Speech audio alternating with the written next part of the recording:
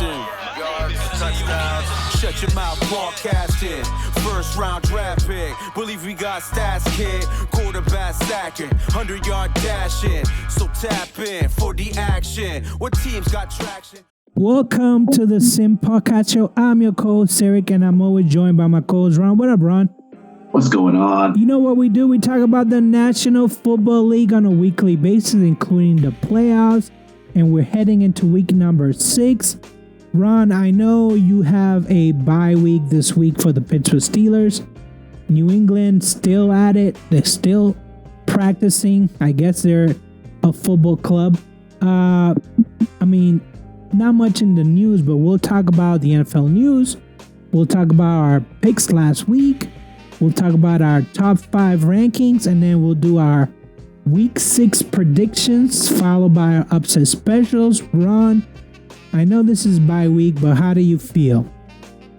Relax. I don't have to be anxious this week about, the Steelers playing, how they're going to perform and all that stuff. I get to take this weekend off. So I'm excited. Listen, there's no weekends off in football.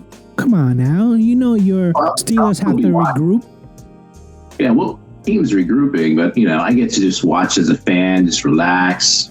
Don't have to worry about any Steelers news, what's Tomlin saying, what's Canada saying, is Kenny getting better, what are they going to look like this week? There's none of that this week. So I just get to relax and just watch all the games as a fan and not be stressed out about Steelers playing. Well, do you think Mike Tomlin was relaxing at the Penguins game? Do you think he took a week off to go to a game? No, right? People were like, screaming, fire Matt Canada. They said he was one who started the chant. He started the chant. That was so funny.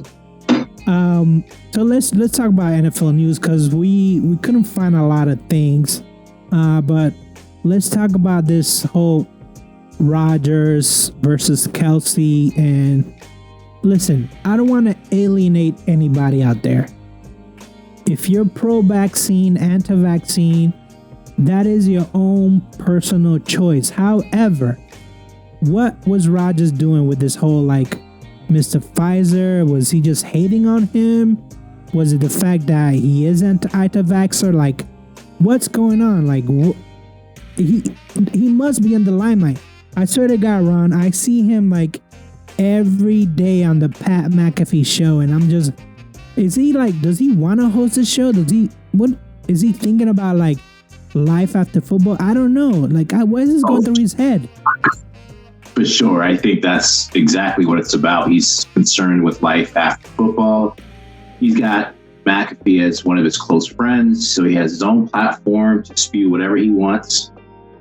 And, he's enjoying it. And, McAfee, sometimes I wonder about him. He has a large audience that follows him. I get the sense that McAfee has shares similar beliefs as Rodgers does. That's why he allows him to be on the show talking that nonsense all the time. It doesn't make sense to me, especially considering the team that Rodgers plays for, who the owner is, what he does, and all that other stuff. It just doesn't make any sense. Yeah, it doesn't make any sense to me. And I know this is a podcast related to football, but there's a lot more bigger things going on in the world than whether or not you want to debate somebody because they're pro-vaccine. Come on, dude. Get your act together. At the same time, I don't want to talk about Kelsey anymore and his relationships with whoever.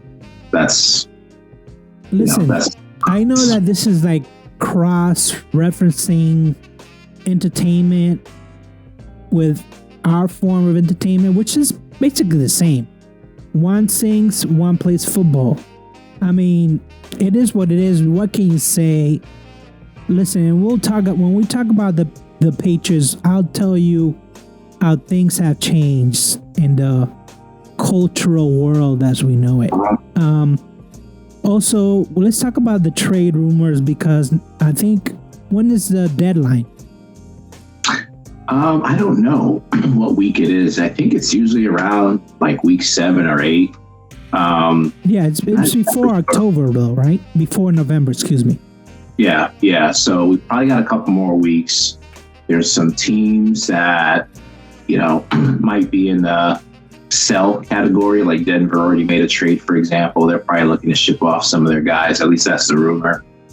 Minnesota, they're 1-4, I think, to start the season. Now you got Jefferson, they're your top receiver going to IR. They might be looking to sell. Good opportunity, I think, for them to look at Kirk Cousins' future, with this being his last year, and maybe see what you can get for him. So the rumors are, he might be, or the Vikings might be looking to send him to the Jets or someplace else. Any other team that's looking for a quarterback at this point. And I've seen a lot of rumors about should the Patriots acquire Cousins. That is just dumb. That is dumb because it's not like he's the missing link. It's not like all of a sudden we get Cousins and the Patriots are good again. No. Those problems way deeper than just Cousins. Yeah, that's all we have for the news. We don't have a lot to talk about. There's not much going on, unless you want to talk about the injury report. But I didn't see anything that was very revealing. I should say. So let's quickly go over our Week 5 picks just really quickly. New Orleans at New England. You went 20-19. Final score is 34-0. I went 17-21. Final score is 34-0. We don't need to talk about that. Baltimore at Pittsburgh. You went 17-10. Pittsburgh ended up winning 17-10. So I had Baltimore winning. I got the right score, but it was Pittsburgh that won that game. So it was flip-flop. And I had Baltimore winning too. But I don't know, it almost seems like I got the feeling from you, Ron, that you were disappointed with the Ravens. You were like, the game was there and they didn't take it. So it was like, oh yeah, for sure. Steelers didn't win that game. Ravens lost that game. Anybody watching a game would tell you that. You had 6 drops, 2 wide open touchdowns, basically, that were dropped, 3 if you include the tight end one. So 3 passes that should have been caught for touchdowns that were flat out dropped. They just self-destructed.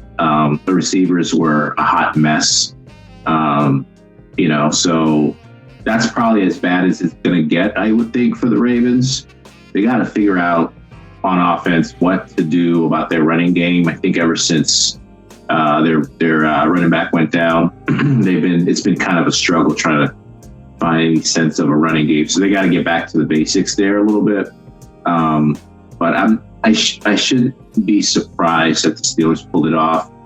We've had the Ravens number for these past couple of years. We have a good record against Lamar.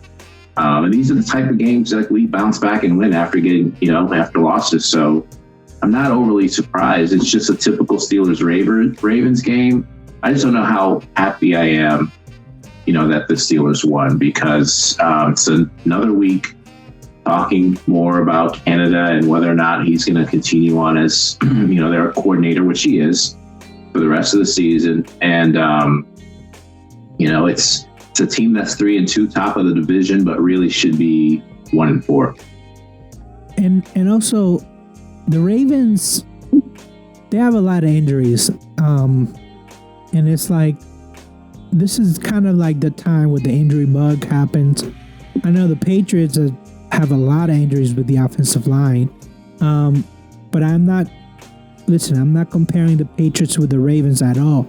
I'm just saying this is a time for people who are either coming back from IR or being put in IR. It's just, it's just the way the game is. Our upset specials, Ron, you had Kansas City at Minnesota. Yeah, Minnesota winning 26-23. They lost 27-20, excuse me. And then I had Dallas at San Francisco winning because they laid the smackdown to New England. So I figure you know what? I'm gonna see them lay the smackdown on San Francisco. No, It's the a other way around. week-to-week game, man. Week-to-week game. Doesn't matter what you look like one week. The next week you can look the complete opposite. But the thing is, like, you know, looking back, I think, like, wait a minute. San Francisco been on top of our power rankings the last 5 weeks. Why would I even? Well, I thought for a second that Dallas was gonna do it, but now, and this will go back to the Patriots. Now, I will not pick against San Francisco for the rest of the season. I just won't. I'm convinced that they're so good. Going against them is just practice. That's what it is. It's just practice. That's interesting because I almost had them as my upset special this week. They're playing. Who are they? They're running up against a tough Cleveland. I think it is tough physical defensive unit in Cleveland. And I know Deshaun is hurt and banged up, and their offense has been less than spectacular, but that's the type of team I think that's going to give San Francisco the most trouble, is someone that's willing to sit there and punch them right back in the mouth. I don't think they faced that just yet. I don't think other teams have had the players to actually do that. Not on defense, at least. I think Cleveland does. So to me, that could be a sneaky upset this weekend. Not picking it as my upset special, but I would be careful about that game. Yeah, and you know, I don't think I picked the upset special yet. So I thought I did, but maybe I didn't. But that was a game that I was gonna stay away from, because I was like, I don't want anything to do with the 49ers. And then every other game is like, you know, is 1.5. You actually, and I won't step over your pick size. We'll just move on into week number 6, which again, it's only a couple games. New England at Las Vegas. Ron, what did you pick? What's your final score? I got the Vegas winning 20-13. Vegas is favored by 3. I got them winning by 7. So 20-13 is my score. Listen, this week I'm going to be, well, let me just say this. For the rest of the season, Ron, and I'm just giving you a warning, I'm going to be irrational when it comes to the Patriots. You're always irrational. I'm going to be super duper irrational. And I'm going to... Why not just be realistic? Huh? Just be realistic. No, I don't want to be realistic, because now I'm to the point now with New England that it's like the little engine that could. So every week when, you know, obviously if they face really like a tier 1 opponent, I'm not going to be that irrational. But when they face somebody like Las Vegas, which I saw them Sunday night, and they were like struggling with a bad offense that Green Bay had, and they were like, they should have put like 30 points on them, but they didn't.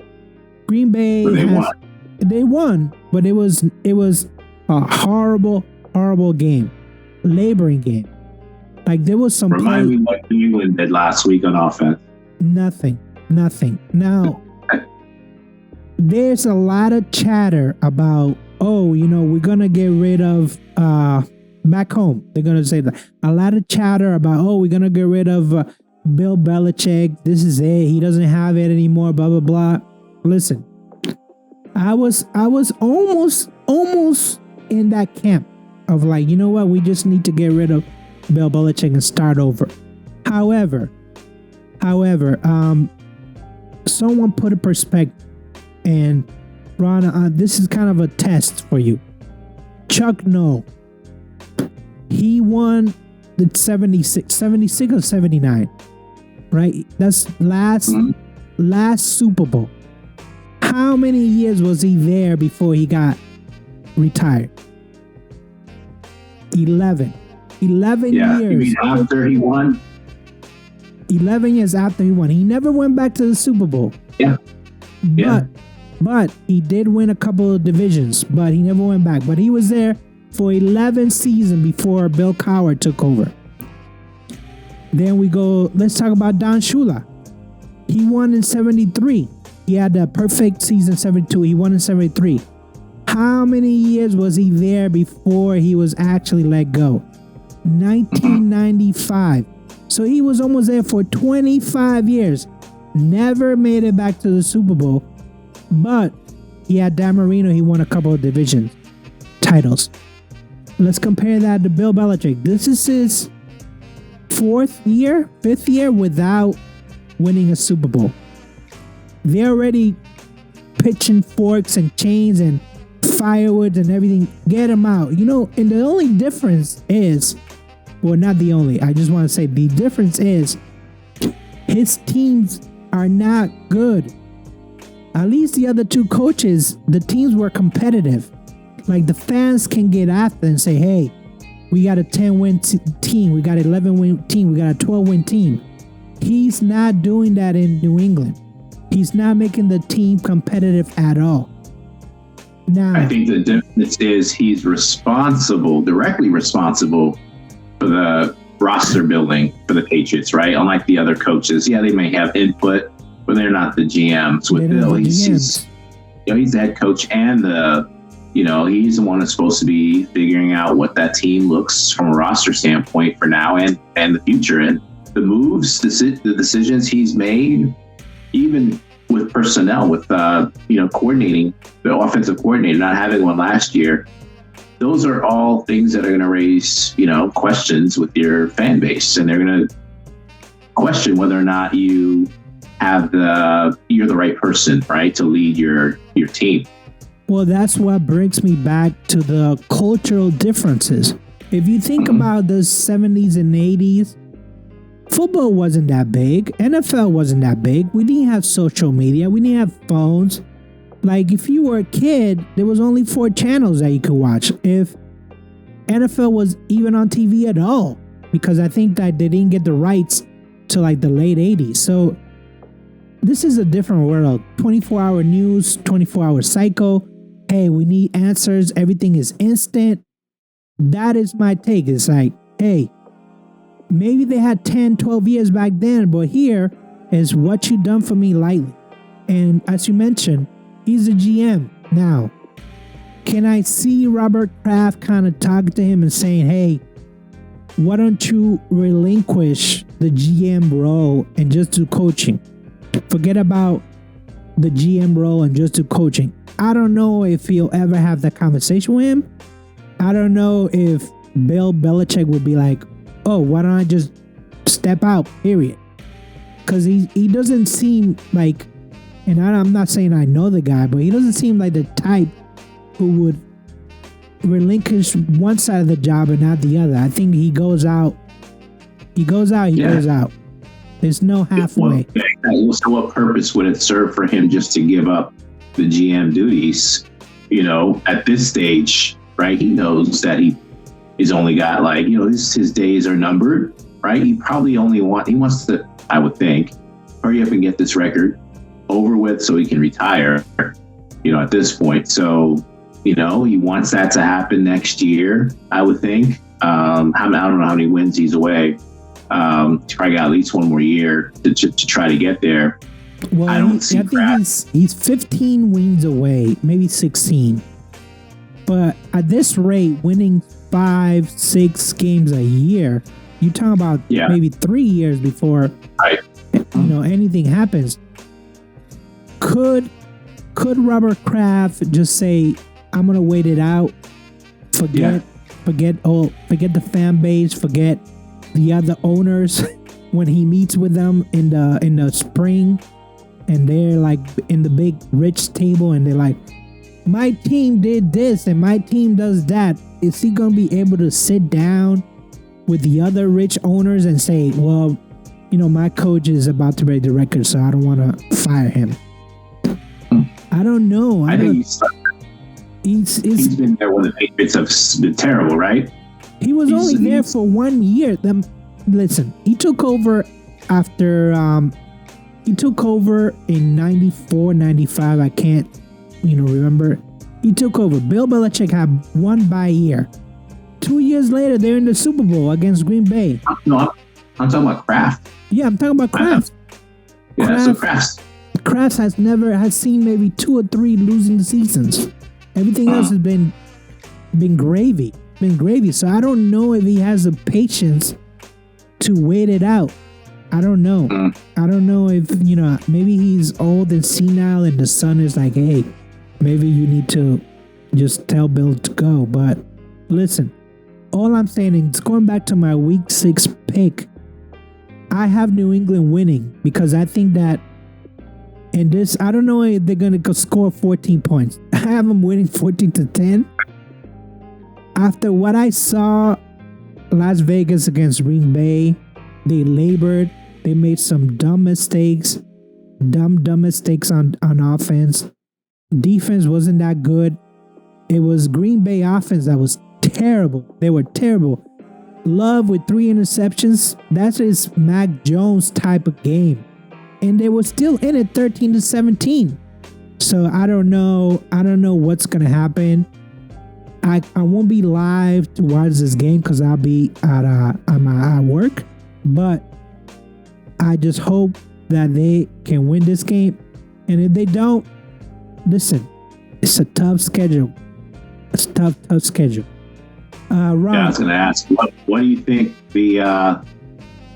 what's going to, if they do lose, what do you think the fans are going to be saying? See it off to that sort of start and lose to a team that you should be better than. Well, they should have won last week, and look at what's happening. The fans are like, they want Bill's head. They want Mac Jones' head. They basically want everyone in the organization's head. Whether you're the offensive line coach, maybe not so much defense because they know that they lost 2 of the best players, but like everyone is game basically. I it's to the point where I can even look at my phone because I either get some kind of bad news from back home or, it's definitely, I got upset because I saw somebody posted a meme about like, we finally get to see when the Patriots are not good this year. And you're like, I know this is a meme, but what were you like turning 90 next week? Like what? This doesn't last forever. That's what I'm saying. So it's like, eventually they were going to be bad, right?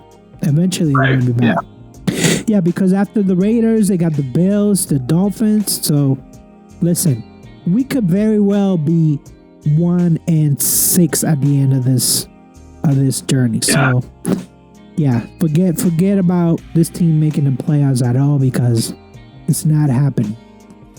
Ron, what's your upset special? I am going with the Baltimore game. They're favored by 4. They're going to Tennessee, and they're coming off the loss against the Steelers. You would think that they're going to bounce back. Tennessee is another physical team, though, that they're going to have to run into. So I got Tennessee winning 24-23. So you trust Tannehill that much? Not really. But I think the Tennessee defense will be able to put the clamps down a little bit on Baltimore's offense, and I think Henry will be able to do enough to keep them in the game, and Tannehill will do enough to get them over that hurdle. I actually went with my upset special. Arizona is at LA Rams. It's a 7-point spread. I'm picking Arizona to win over the Rams. I know that the Rams are like the darlings of the West after San Francisco, but I like Dobbs, and Dobbs was sitting with the Steelers for a long time, right? Yeah. And now he's a starter, and Kyle Murray, do they even want him back? Oh, no, not at all. The writing's on the wall, right? It's been on the wall for over a year with him. They're ready to move on. They think there's some maturity issues there. Wouldn't shock me if he gets traded before the trade deadline. I know he's not healthy right now. I don't know if they can even trade him with him being on the IR, but I'm sure they're looking to rebuild. I actually like this coach. I know when he was defensive coordinator with the Philadelphia Eagles, the Eagles were pretty good. I know it was the player personnel, but I think that he definitely brought that knowledge with Arizona, and I think that they're playing hard. We were talking about, well, Arizona is tanking, blah blah blah, but it's like nobody told the players.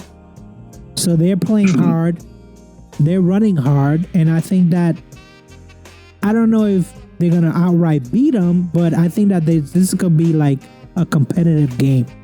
That's why I picked them as my upset special. Ron, yeah, who are your top 5 power ranking teams? My top 5 ranking. Let me get that up real quick. I know for sure the number 1 has not changed. So I got San Francisco number 1, Philly number 2, Detroit number 3, Miami number 4, and then KC sliding in there at number 5. So the top 4 for the most part stay the same with me. I just dropped the Ravens out, put Kansas City in there. Yeah, my top 5 are exactly the same as yours. The only difference from last week is I took out Buffalo. But everyone else, San Francisco and Philadelphia still undefeated. And then you got Detroit, who is putting it on. And I originally picked Green Bay to win that division, but now Detroit pretty much going to own it now. Oh, yeah. I think people are still sleeping on Detroit a little bit. They don't put them up there with the San Fran team or the Philly team. If you get to the playoffs and you play Detroit, that's a team you don't want to go against. They got some real weapons. Goff is playing great. They can run the ball. They can pass the ball. The defense is young. Got some young studs. Aiden Hutchinson's a guy that just can wreak havoc and take over a game. They got some good players. And it might not be their year this year. It may take a couple years for them to get there, but they're on the right track and probably the wrong team any team wants to face in the playoffs. Yeah, we're still early in the season to be like dishing out what the who's gonna get the number 1 seed and the 2 seed, but I definitely see Detroit getting that 3 seed and locking it up in the NFC. Because unless Tampa, because Tampa is 4-1, I believe, right? Let's see. I think what's their record? 3-1 right now. 3-1, excuse me. Uh-huh. So if Mayfield starts playing like he did in Cleveland, and not the bad years, I'm talking about the good years where they made the playoffs, and he actually won in Cleveland. Tampa Bay is a team that, now I'm not saying they're going to be up there in Detroit, but their defense is still solid. The receivers are still solid. I originally picked New Orleans, but Tampa Bay is definitely changing my mind.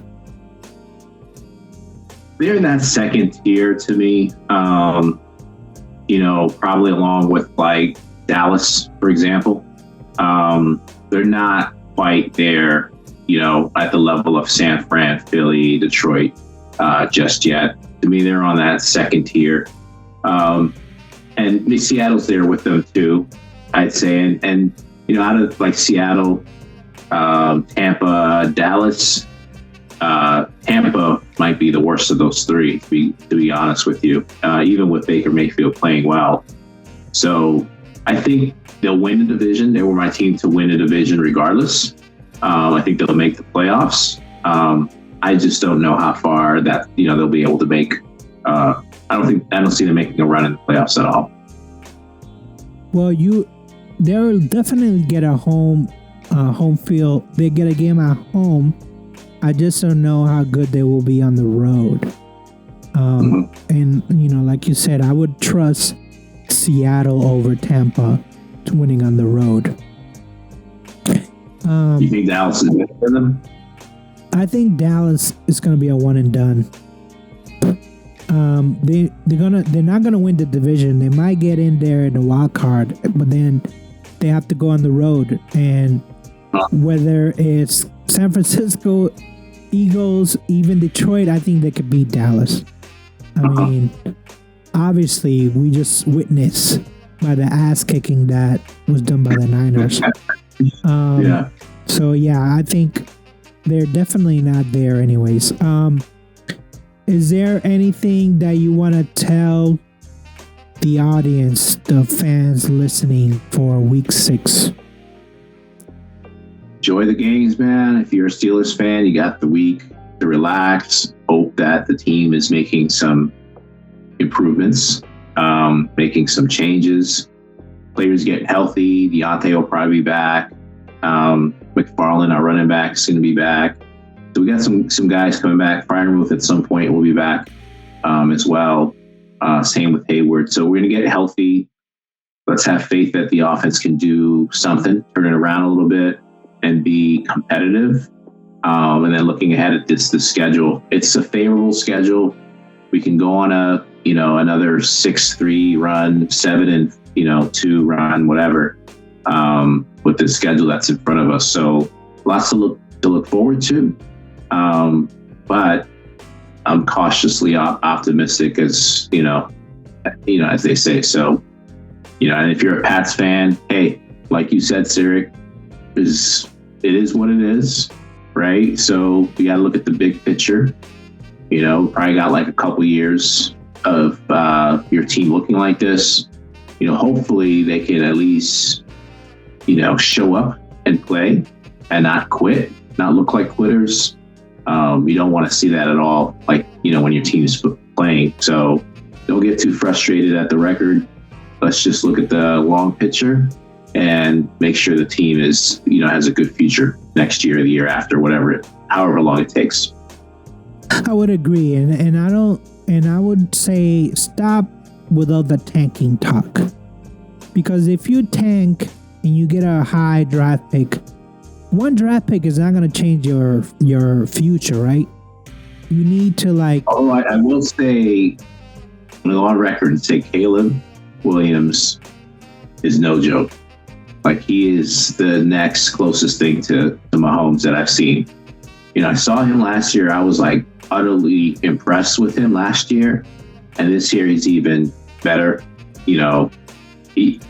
The dude is going to be a star right out the gate, no matter what team he goes to. My experience with draft picks, you still have to develop them, right? They're not take the wrapper off and start using them unless, your last name is Stroud. I think that you just can't bank on we got a number one pick, we should be okay. Because look at the Jets. How many number one picks did they have in the last 15 years? How many quarterbacks were number one that went to the Jets? Mark Sanchez, you got Fitzgerald, Fitzpatrick, you got Sam Darnold. There was so many quarterbacks that people were like, this is it. We're gonna do it. This is it. And look at Tom Brady. 199th pick, and he was a GOAT. I'm just saying, I don't play that game. I know a lot of people do that whole thing like, hey, we got a number one pick. What are we, the New York Jets? No. We're gonna do this. If we're gonna do this right, we have to build from the bottom up. Not get lucky, not tank. All that talk, all that jazz, I hate it. I honestly hate it, because I'm I've never seen them. I probably lived in Massachusetts 89, 1990, 88. I never ever seen the Pats tank. So that talk is just, it irks me. It irks me to no point. Stop it. Yeah. Stop the tanking talk. That's all I'm gonna say. So that is our show for week number 6. We'll have our picks after Sunday. No IR2 this week, but we'll have a week 7 show. So in that case, I say peace. Peace. Hey guys, thanks again for watching. Don't forget to like and subscribe. Any questions or comments, feel free to hit us up on shutyourmouthpodcast@gmail.com. That's shutympodcast@gmail.com. You can also hit us on Twitter or on Instagram at SYM Podcast. Thanks again.